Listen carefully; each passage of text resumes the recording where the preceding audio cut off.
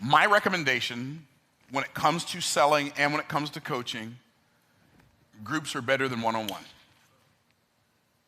So if you can figure out a way to sell what you sell to a group versus selling it to one person at a time, you will make way more money, way more faster.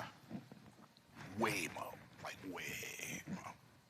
Do your presentation to a group, and then if the offer gets to be above $5,000, do your closing one-on-one. The presentation happens to the group. Maybe it was a webinar, maybe it was a challenge, maybe it was a video sales letter, maybe it was an automated webinar, it doesn't matter. So they see the presentation, then you go on and you ask them. The first question I always ask in sales is, so what did you like best about what you saw in the presentation? And they tell me. Great. What questions, if any, do you have? That's the second question I ask. And they ask a question. Guess what I do when they ask me a question? I answer it.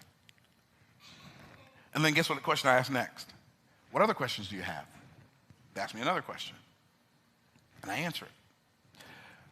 I hope they ask me 15 questions. If they ask me 15 questions, they buy it. If they ask me 7 questions or more and they're qualified, they're buying. How do you overcome objections? I don't let questions turn into objections. What is an objection? An objection is a question that you allowed to fester by not answering it in your presentation. I ask them, what other questions do you have, until they run out of questions. And then finally they say, I don't have any more questions. I say, great. Do you mind if I ask you a few questions?